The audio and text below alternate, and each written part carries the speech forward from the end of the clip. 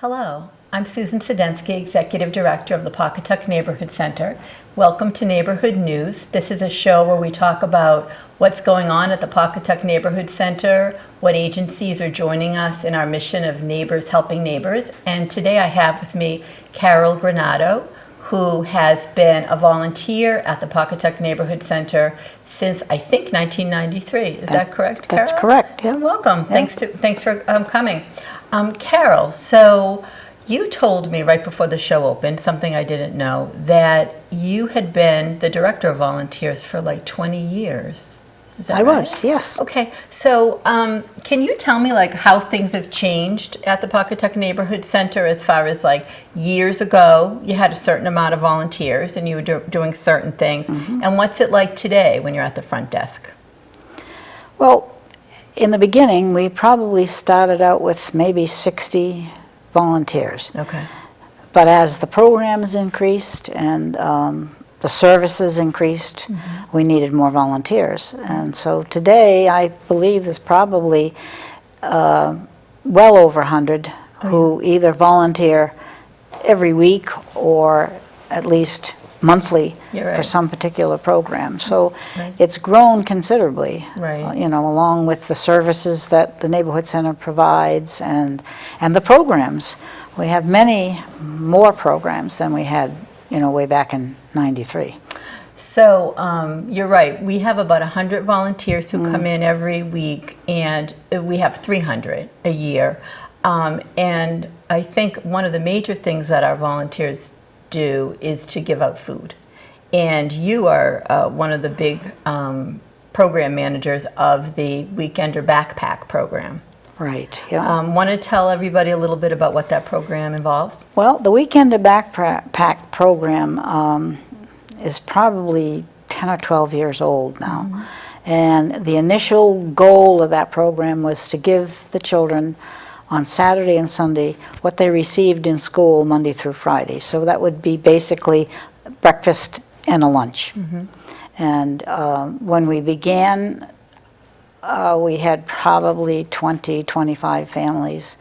And our food choices were good, but they weren't as as large as they are now, or as varied. Right. And as the program has grown in number of families that we serve, we also have become well known in the community and receive wonderful donations from different groups.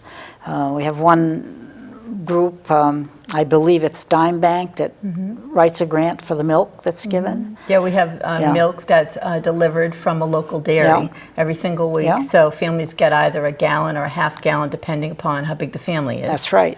And the other big donation that we get is from the Elks. And of course Marie Dixon was here, and I think she pretty much described what she does, but that has been a fantastic help in providing the protein, the meat, and actually she also goes beyond that.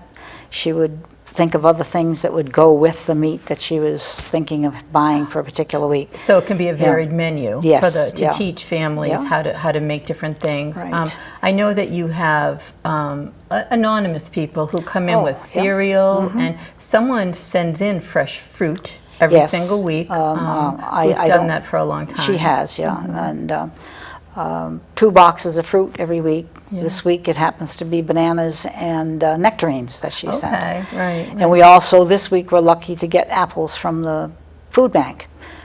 Gemma Moran Food Bank. That's another source that we have, you know, that's open to us for the backpack. And we get many things from them every week, which gives a very varied menu and a much more balanced, you know, menu. I mean, we have some snacks, and sometimes people will say, well, that's kind of junk food, but you know what? Every kid likes to have a little bit of junk food once in a while. I like a little junk food myself. Yeah, well, you like to bring a snack to for school for you, and it's so much food that it really isn't just for the weekend. A lot of this could be carried over to bringing to school, and granola bars can actually be pretty nutritious today. And actually, some of the meat items that we've been receiving lately could be a dinner instead of a lunch. Yeah, And right, so right. it has Definitely. grown, Right. both in numbers and then quantity and quality of the food that we're able to give out. So people are usually surprised that there are hundreds of children who are receiving Yep. meals through the backpack program, and those kids are living in Westerly, Stonington, and North Stonington. right, and yeah. then we have more than 1,400 people who come to our food pantry. Yes, yeah. And so you're one of the volunteers who checks people in at the front desk. I do, yes. I work Tuesday afternoons and once in a while an extra shift, when necessary. So. And so can you tell me, when people come to the front desk, if I was someone who felt that I needed a little extra help, and I came to the PNC, what should I expect? You're talking about someone who is new to the program? Right. Well, when they come in, we ask them, where they live, because our service area is Stonington, North Stonington, and Westerly. However, if you are out of our service area, we never turn you away that initial visit. Right. We don't turn anybody away, but we do tell them that, you are not in our service area, but we will, give you help today, Right. and then try and suggest where they can go in the towns that What are the they live in. pantries, right? And we have people who are homeless who come, Yes. who Yeah. sometimes need help with finding a place to stay that evening. Right. We also have people who might just stop in and say, my heat, I don't have any heat today. Right. Right? And Yeah. so we then will help that person right Yes. away Yeah. because we have a caseworker. So going back, when the Yeah. oh, go ahead. Oh, I was going to say, when they come for food, their initial visit, and they are not a client, we explain to them how they can become a client, so they can take advantage of not just the food program, but the other things that we offer, the daily living, which is personal products, and we have a group that puts together pet food for us, so, if you have a cat or a dog, sometimes they can be, that's their child, That's right. and Yeah, so our best friend. so we explain to them what you need to do to become a client, and so you can take advantage of all the programs. And on that very first day, even though they haven't completed what they need to do, we never turn them away. We give them food on that day, Right. and that's called an emergency food. Right. But then we give them the opportunity to become a client, and then they can come twice a month for food. And if they have kids, they might need diapers. If Yes, they yep, have babies, babies. or baby food. Sometimes people need clothing, so Yep. we'll help with that. So Yes. we're a very big resource we give in-kind donations, but we also let people know Right. how they can get help. Right, yeah. So One important thing that isn't quite as important right now because it's 90 degrees out, but come October, we also provide heating assistance to them, and help with their electric bills, and to some extent. That's not in my job description, so I know we do it, but I don't know all the mechanics of how they have to, what they have to do to apply for that. But that is a service that they also, offer, or we also offer. Yeah. Right. So going back, we've talked a little bit about becoming a client. Now, if someone wants to be a volunteer, why would you recommend that someone volunteers at the Pawcatuck Neighborhood Center? Well, it's a fun place to be, and the people that you volunteer with, 99.5 people are really very nice people and friendly, and people that you'd really like to know. Yes. Human nature being what it is, you may once in a while get that other 0.5, but Right. Yeah. But I have made many friends over the years. I go out every Thursday night for dinner with a group of the volunteers from the neighborhood center. Otherwise I'd be home making my peanut butter sandwich because cooking is not my favorite thing. Right. And so that's a perk that I have found. But it's also gives you a purpose. When you retire, your kids grow up and they go out on their own, and that's how it should be. You wouldn't want it any other way. And if you're working or had a job or a business or something and you retire, now you have all this time, and, you know, what do you do with it? You don't want to be sitting around in your bathrobe watching TV, Right. you know, all day long. So it gives you a purpose to get up and get out and go somewhere. Right. And besides that, when you get out and you're helping someone and doing something for someone who needs it, you're also doing something for yourself. You are. Because it, you know, it makes you feel useful, and it makes you feel good that, you know, that you're able to help somebody out who needs help. You get out of yourself a little bit, Yes. don't you? When Right. you're too busy. Because when you're at the front desk, for example, You're there busy. could be, you're very busy. You could have Yep. a line of people, and what I noticed most is people are very patient while they're waiting in line. They are. It's a very Yeah. pleasant place, even though there can be people who really have a lot of need at the time. Yes. But like you said, there's a lot of laughs too, Oh, with, yeah. with among the volunteers, but also with the clients as well, because we Yeah. kind of get to know Yes. people Yep. who help, and there are often people who might be a client who later becomes a volunteer. That's because very it might true. it might just be a temporary Yeah. time in your life that you need a little extra help. Something is, and we've had people who were clients who are now volunteers, or we have people who were clients who have not come back to volunteer, but because they're working now and you know, and don't need our services because financially they're better off, but they come in with donations. That's absolutely And true. you know, downstairs, and they come in with a couple of bags of food, and we have a sign-up sheet that you can sign, and you will get a little thank you note from us, and some of them say, I don't want to sign. This is payback for me. Yeah, That, right. you know, you helped me out when I was in trouble and I needed help, and now I don't need it, and if I have a little extra money, I come in with a couple of bags of groceries or something that I can do to help. And we see that a lot. We see that a lot, yeah. I remember at Christmas, when we are giving our Christmas gifts to hundreds of kids, one gentleman came in very early on, and he had a whole bag full of toys, and I was thanking him, and he said, you know, please don't thank me. I was one of these kids. I got toys this way. I love doing this. Yeah. And, you know, it's true. We're able to receive a lot when we give.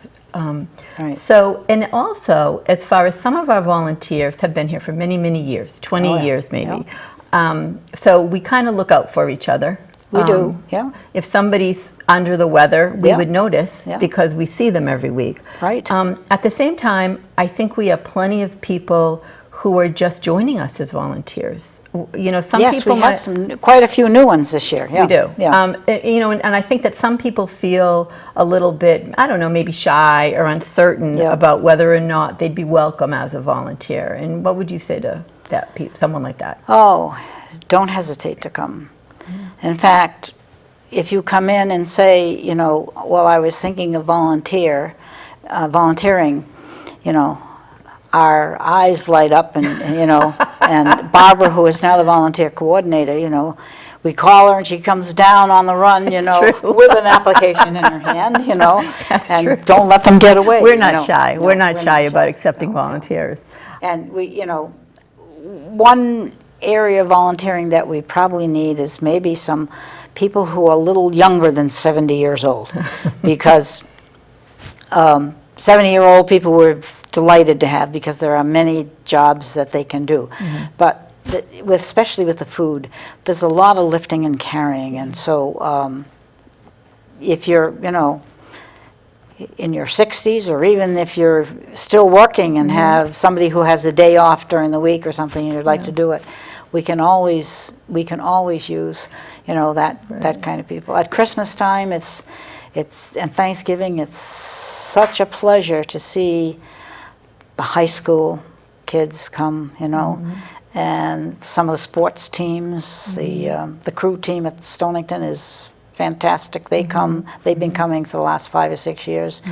And they take those 50-pound bags of potatoes and pick them up, you know, like with me, it would be like a loaf of bread, you know. Right, that's And- right, and- yeah. And so we're thrilled to have them come. Obviously, they're in school and they can't volunteer through the year, but we could use a few volunteers, you know, with a little more muscle mass than I have. And you've been keeping good muscle mass because you do lift. We all do. We're working a lot. We're lifting a lot, and we're fortunate that we can do that. Right. We're lucky that we're healthy. I remember you told me a story of someone who was a volunteer who started to become a little less healthy, and how you made accommodations for her. Do you know what I'm talking about? Oh, lady with the eye. Yeah. You know, Will you want to tell that story? Sure. And I don't think she's passed away now, and I don't think her family would mind if I, you know, gave her a name. And she was a business teacher at Stonington High School for many, many years. Her name was Kay Donahue, and she, way back in the beginning, we had one computer in the office, and she was a business teacher. And when she retired, she came in. She was our computer expert, you know. If you needed anything done, call Kay or Fran Rawls. The two of them came in, and they were fantastic on the computer. But unfortunately, Kay developed macular degeneration. And as the years went on, her vision became worse and worse. But she practically knew everybody in town to begin with. And everybody who came in would say, "Hey, Mrs. D," you know, because they either had her in class or whatever. But she knew everything that was going on at the neighborhood center. And so she worked in the office, and when her vision got to the point that, you know, she couldn't work in there by herself, I worked with her. And the phone would ring, and she would pick it up, and she would say, "Good morning, Pawcatuck Neighborhood Center. May I help you?" And then she'd say, "Oh, you would wish to speak to Barbara?" And so I would lean over and press transfer Barbara. Wow. And, you know, and then she would hang up. Nobody would know that she, you know, couldn't do that. So you were a real team. Well, yeah, and I was the finger that pressed the numbers. Someone come in and ask about, you know, the clothes closet or the pantry or what you needed to do to be a client. She knew all that. It was all up here. Yeah, right. What she didn't have was, you know, the vision. Right. And how she got around, I don't know, because she must have had second sight or something, but she couldn't see, you know, she couldn't read anything. She couldn't see the numbers on the phone to transfer. But, you know, no one ever knew because we had that down. So that was my job when Kay was volunteering, was to press the numbers. Right. Or go, you know. And the other thing we never could understand was the paper cutter. What? This lady would, you know, we needed paper cut. Yes. She would cut these little, you know, strips of paper or cut something in half perfectly with this paper cutter. And the first time she did it, I was like, oh. Because of her sight. Yes. You didn't think she could How do did it. she do Right, it? right. And I guess with macular degeneration, you have some sight, like out of the sides of your eyes. Right, but, right. you know, don't ask me to cut off pamphlets or something, because mine were, you know, Right, crooked. right. And boom, boom, boom, you know, they were all just perfectly, you know, cut. Right. And she was an amazing person, and we just, you know, we all loved her, and she was just so fabulous. And then we had some other volunteers who've had some things, you know, come up in their lives health-wise and whatever. And we made adjustments, Right. you know, for you know, their illness or whatever, Right. or whatever they, you know, I don't want to say shortcomings, but it was, you know, they weren't able to function the way they used to. And so we'd shift them around to some other job that they could do, you know. Right. But I think that kind of goes to what we wanted to talk about having a senior center at the Pawcatuck Neighborhood Center, because yes, we have another section of the building that's called a senior center, but at the same time, we have a lot of seniors who are volunteering. Yes, yeah. So I think what we're kind of seeing is that you have some seniors who want to do the typical senior center thing of having parties and playing bingo or maybe doing Zumba or yoga. Yeah. And then you have other seniors who just want to come and volunteer. Right. And then you have some who do both. Yes. And that's you. You do everything. Yeah. You actually do. Yeah. So one of the things that you do is you teach line dancing. Yeah. And which is one of our most popular programs. And so I wanted you to talk a little bit about that because I did your line dancing class, I told you. Yeah. And it's always daunting for someone because you're afraid, like, you turn one way and you're going to be facing the crowd, you know, and I think not all of us are shy a little bit and don't want to do that. But what do you say to someone who loves to dance, loves to go to weddings and to do the Hully Gully or do those group dancing, but feels like, oh, maybe I'll stand out? Well, I always tell them that we're here to get a little exercise and have a good time. And if you make a mistake or, you know, we just laugh about it and keep on going, you know. I said, if you turn the wrong way and you find yourself facing someone, you just say, hi, you know, and we have a good laugh. Right. I'm not a dancing teacher. I mean, that wasn't my profession. And the only reason I teach this class is because the person who was teaching got sick, got old and got sick, and they couldn't do it anymore. And they were trying to find somebody who would do it. And so 2 or 3 of the ladies in the class were excellent dancers, but one lady had congestive heart failure, and so she could not do the dances and call out the steps. And when she did do the dances as part of the class, she could do maybe one dance and then she had to sit down for a while. So, but she knew every dance that was going. And there were a couple of other ladies too. And so I said, well, what the heck, I'll teach it, but you'll have to teach me the dances. And so in the beginning, I would meet with these 3 ladies on Wednesday afternoon, and they would teach me a couple of dances. And then Thursday morning, I'd go in and teach it to the rest of the class. Really? And so, you know, so a lot of mistakes were made. Right. And we had a great old time. We had wonderful people in the class. And you get a new person, and they come in, and this is the nicest group of ladies you will ever meet. No one gets upset if I go back to the very original dances that only have 2 or 3 steps in them. And I go very slowly because that's what I did for them at the beginning, you know. That's true. And I did it for me too true. because I was learning You've at the all same been time. there. That's a good point. And no one says, oh, we've been doing this dance for so long and this is boring. And they very patiently do the simple dances, you know, and I'll go over them a couple of times and, you know, whatever. It is the nicest bunch of ladies you will ever meet. They are very patient. And I tell them, you know, I'm not a dancing teacher, so my reputation is not on the line. Right. You know. And so if we do a nice job of it, wonderful. If we goof up, you know. Right. And now, you said you're not a dancing teacher, and I know that when you were raising your sons, you had your own business at home. Prior to that, you'd been a teacher in an elementary school. I was an elementary school teacher in the very beginning, and then I opened a ceramic studio in my house, and so I was a ceramic teacher for a while. And then now I guess I'm a dance teacher, but my point is that even when you were a young mother with young children, you always were volunteering. You've just kept it going, but this is nothing that's new in your life. No. You were always. But again, I grew up in Boston area and met my husband at Boston University, and we went to Shelton, Connecticut, where we taught, and then we moved to Stonington.